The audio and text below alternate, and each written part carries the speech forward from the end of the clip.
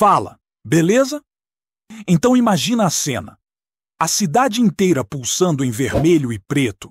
Aquele clima de decisão tomando cada esquina e o Flamengo desembarcando na semana mais aguardada da temporada com uma notícia que mexeu com o clube por dentro.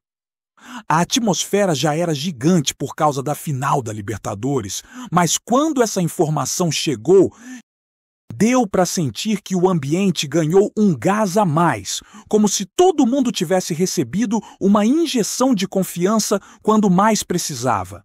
Só que antes de falar dessa boa nova, deixa eu te contar como foi intensa a mobilização da nação nesses últimos dias. Porque o que aconteceu no Rio de Janeiro e depois em Lima não tem outra palavra que defina. Foi arrepio puro. A torcida do Flamengo mostrou mais uma vez que não existe torcida igual. Desde as primeiras horas do dia, o que se via era gente de todos os cantos juntando energia, preparando bandeiras, ensaiando cantos, se organizando como quem entende que esse tipo de final não é só um jogo. É quase um evento histórico, daqueles que você se lembra exatamente onde estava quando tudo aconteceu. Quem estava na rua acompanhando a saída do ônibus sentiu. Havia um clima diferente no ar. Não era exagero. Não era oba-oba. Não era aquela empolgação irresponsável de quem acha que já ganhou. Era outra coisa. Era maturidade. Era união. Era um pacto silencioso entre time e torcida, de que, dessa vez, todo mundo iria empurrar junto do primeiro ao último minuto. O que muita gente comentou é que dava para ver no rosto das pessoas a vontade de vencer. Não era só festa. Era expectativa, nervosismo, orgulho e aquela ansiedade quase insuportável que toma a alma do rubro-negro em véspera de decisão grande. Pais segurando filhos nos ombros, avós emocionados, jovens pulando sem parar e o ônibus indo devagar. Porque a massa simplesmente fechou as ruas. Parecia que a cidade inteira tinha parado para acompanhar a delegação. E quando a câmera mostrava os jogadores olhando pela janela, dava para ver que eles sentiram o impacto. É esse tipo de energia que molda um clima vencedor. É esse tipo de mobilização que faz o atleta entender que ali não tem espaço para jogar desligado. Quem veste a camisa do Flamengo sabe que carrega um peso, mas também sabe que carrega um apoio que nenhum outro clube no continente consegue reproduzir.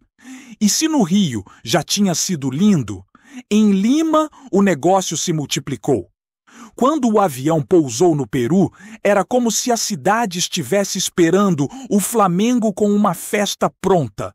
Gente espalhada pelas calçadas, bandeirões, cantoria, sinalizadores. Tudo aquilo que a nação faz sem pedir autorização para ninguém. O Flamengo chegou tarde da noite, mas parecia que era meio-dia de tanto movimento. O cronograma indicava que a equipe chegaria pouco antes da meia-noite, e foi exatamente assim que aconteceu. Mesmo cansados, os jogadores desembarcaram, encarando aquele mar de gente como quem entende que aquilo não é cobrança. É apoio, é impulso, é demonstração de que o torcedor está disposto a fazer sua parte até o último momento. No dia seguinte, já estava tudo organizado para o primeiro treino em solo peruano. O time tinha tido uma rotina puxada, porque veio de madrugada para reencontrar a família, se reapresentou no começo da tarde, almoçou, pegou a mala e partiu. Não houve treino no Rio antes da viagem justamente por causa dessa logística. Por isso, o ajuste fino, o acerto final, aquele treino que mexe com a cabeça do jogador e coloca todo mundo na mesma sintonia, aconteceria ali em Lima. Era o início da reta final, o momento em que cada detalhe conta. E todo mundo sabe, a decisão da Libertadores não é só técnica, ela é mental. O time que entra com mais foco geralmente leva vantagem. E o Flamengo precisa desse foco o tempo inteiro, minuto a minuto, para buscar o tetracampeonato. Enquanto isso tudo acontecia, rolou também uma situação quente no rival que mexeu com o cenário dos bastidores do futebol brasileiro. A presidente do Palmeiras deu declarações fortes sobre a temporada da equipe e bateu de frente com o treinador de forma pública. E isso pegou todo mundo de surpresa, porque não é comum ver esse tipo de divergência sendo exposta assim, de forma aberta. Ela falou sem rodeios que não dá para colocar a responsabilidade na arbitragem e que o time perdeu por falhas próprias. Palavras duras que repercutiram de forma imediata e que acenderam um alerta sobre o ambiente interno do adversário. Muita gente viu isso como crise. Outros viram como estratégia. Afinal, nada vindo de lá costuma ser totalmente espontâneo. Pode ser pressão, pode ser recado, pode ser tentativa de tirar o foco. Mas também pode ser desgaste real, um atrito que cresceu ao longo do ano e agora explodiu de vez.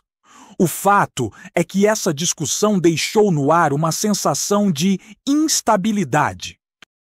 E isso naturalmente virou assunto no mundo da bola. Só que, sinceramente, independentemente de qual seja a verdade, a postura do Flamengo tem que ser uma só: pés no chão. Nada de cair em narrativa, nada de entrar no clima de já ganhou. Final grande se decide em campo, com suor, entrega e concentração absoluta. E depois desse turbilhão de informações, o Flamengo recebeu uma ótima notícia que movimentou os bastidores do clube. A disputa judicial envolvendo direitos de televisão finalmente teve um desfecho favorável ao clube. Foram meses de discussão sobre valores, documentos, cálculos e divergências com outros times. O Flamengo defendia que estava recebendo menos do que deveria e buscou comprovar isso formalmente. A justiça analisou tudo e reconheceu que o clube tinha razão. Internamente, a decisão foi comemorada como uma vitória importante, porque significa mais dinheiro entrando no orçamento e fortalece a estratégia do clube para os próximos anos.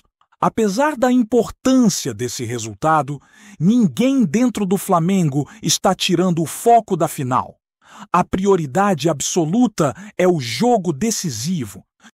E todo mundo segue com a cabeça no objetivo maior. Só que é claro que essa decisão judicial dá uma sensação de alívio, porque coloca o clube em posição mais confortável na discussão sobre mídia no futebol brasileiro. Quando a poeira da final baixar, a diretoria vai voltar a esse assunto com força total. E no meio disso tudo, dois nomes importantes viajaram com a delegação: Léo Ortiz e Pedro. O defensor está praticamente pronto para retornar, enquanto o atacante segue em tratamento intensivo para tentar ficar à disposição. A recuperação dele é difícil, mas ninguém está desistindo. O departamento médico trabalha sem parar, buscando cada possibilidade para colocar o jogador em condição de jogo. E se der certo, mesmo que seja para alguns minutos, pode ser uma arma valiosa numa final que promete ser decidida em detalhes. E enquanto o Flamengo vai entrando no ritmo da decisão, o ambiente em Lima vai ganhando aquela cara de semana histórica. A cidade começou a se colorir de vermelho e preto, ainda na madrugada, e conforme o dia foi amanhecendo, mais e mais torcedores tomavam para si as ruas, como se cada esquina fosse uma extensão natural da arquibancada. Os peruanos, acostumados com grandes eventos, ficaram impressionados com o tamanho da festa, e quem acompanha futebol sabe que, quando a nação desembarca, o clima muda de verdade. Não é exagero, é cultura, é paixão, é presença. É aquela sensação de que a Libertadores não é apenas um torneio. Para o rubro-negro, é quase uma religião. Os jogadores sentem essa energia de uma forma muito particular. Alguns tentam esconder o impacto, outros assumem que esse apoio mexe por dentro, dá responsabilidade, mas também traz motivação. E é isso que transforma a preparação em algo além do treinamento. Quando o grupo acorda cedo e olha pela janela do hotel e vê uma multidão que sequer dormiu direito, que passou a noite cantando, que segurou bandeiras sem nem sentir o cansaço, o atleta compreende que existe uma conexão difícil de explicar em palavras. A torcida não exige perfeição. A torcida exige entrega. E isso os jogadores sabem. Em final de Libertadores, quem hesita perde. Quem joga desligado sofre. Quem entra sem alma fica para trás. E o Flamengo está sendo empurrado por uma energia que não pode ser desperdiçada. Conforme as horas passam, o assunto da cidade é só um: Flamengo. Os bares, as praças, os corredores do aeroporto, cada espaço vira uma roda de conversa.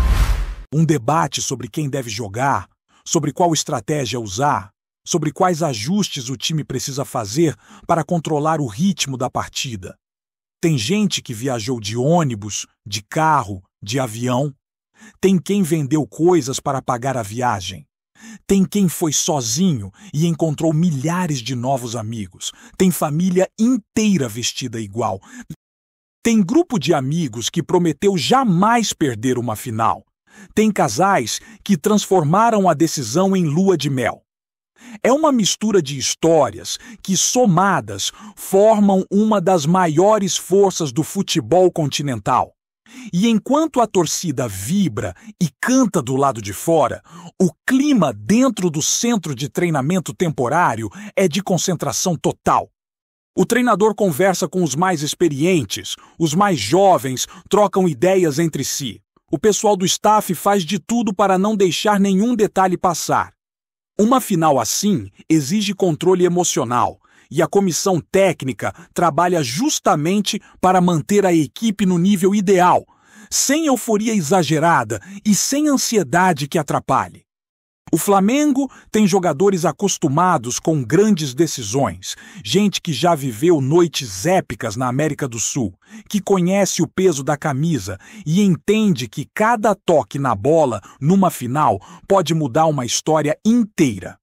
E nesse ritmo de preparação começam também as conversas individuais, aquelas mais reservadas, que tratam de posicionamento, atenção defensiva, escolhas no último terço do campo.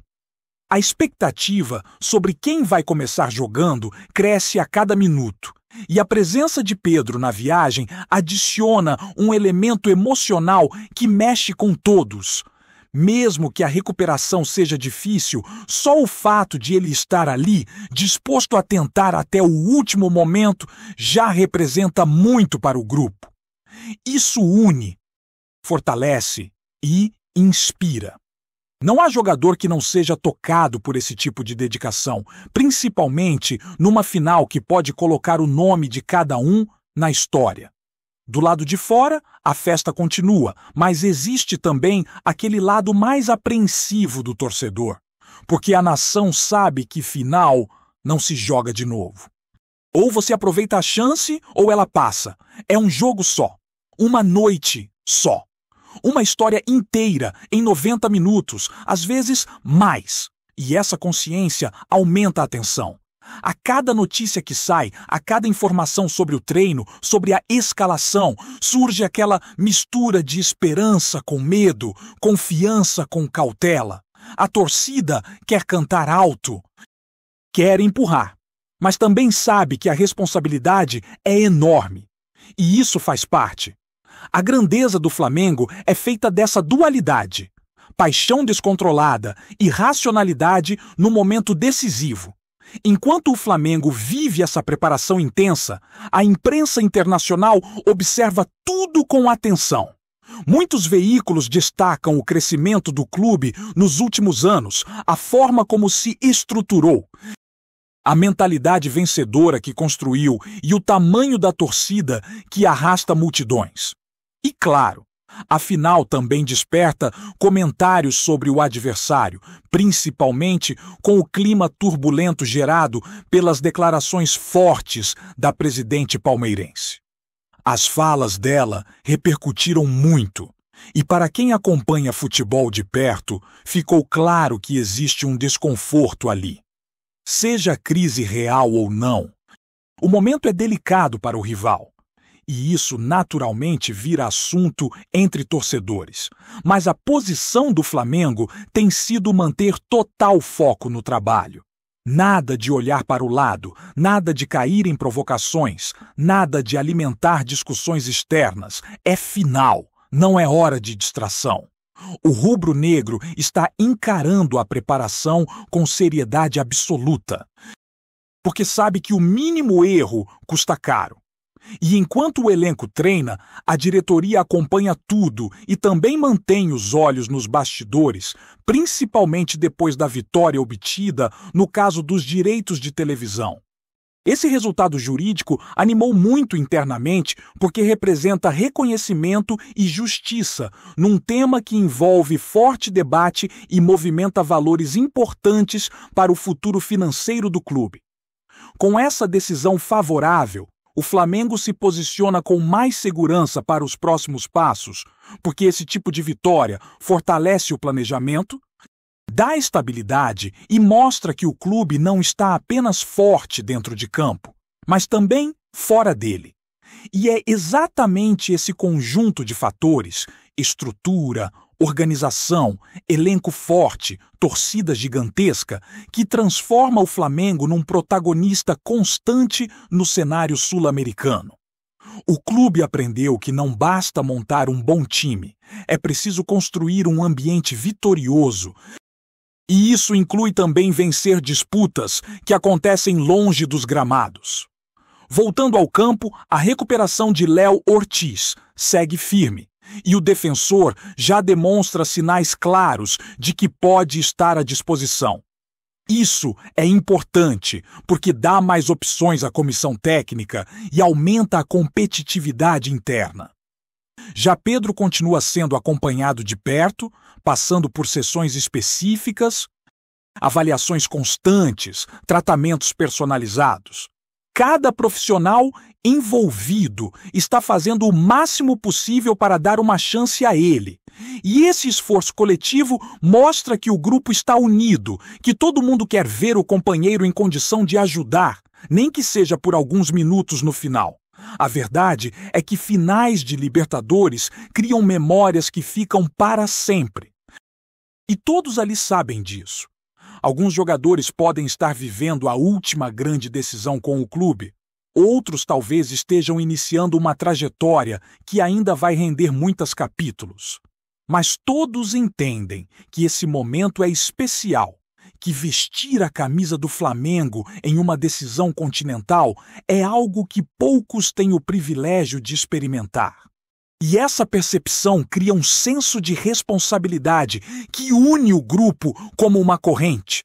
Tá curtindo o vídeo? Então deixa aquele like maroto, comenta aí o que tu tá achando e compartilha com os parceiros de arquibancada. Bora fortalecer o Central Rubro-Negro, rapaziada. O ambiente rubro-negro voltou a ferver com um burburinho que tomou conta das conversas de bastidores.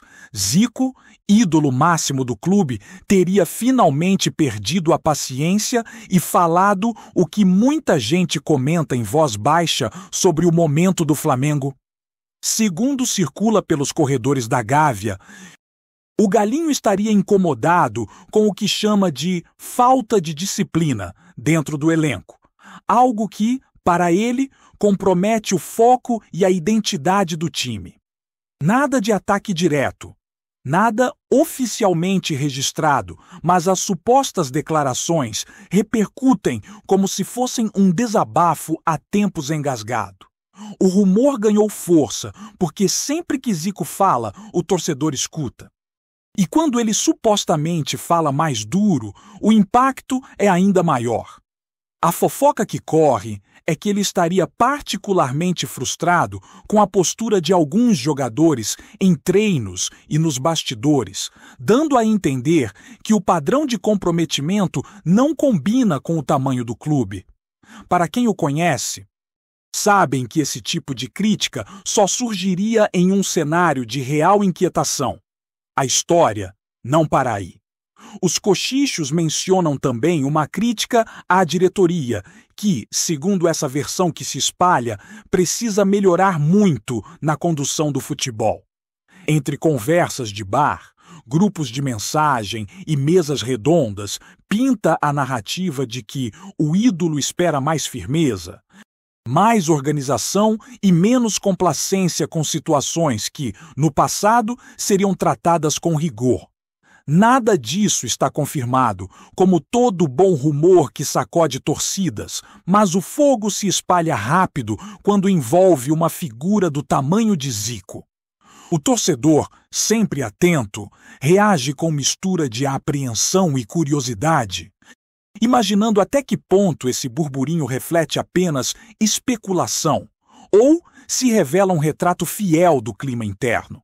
O fato é que, verdadeiro ou não, o rumor expõe uma sensação que muitos já vinham expressando, a de que algo precisa se ajustar e que ouvir isso, justamente de quem mais simboliza o clube, deixa tudo ainda mais ruidoso. É isso. Família, valeu demais por acompanhar até aqui. Se ainda não se inscreveu, tá moscando, hein? Ativa o sininho para não perder nenhum papo de Mengão Raiz. Aqui é Central Rubro Negro. Aqui é Flamengo até morrer. Tamo junto!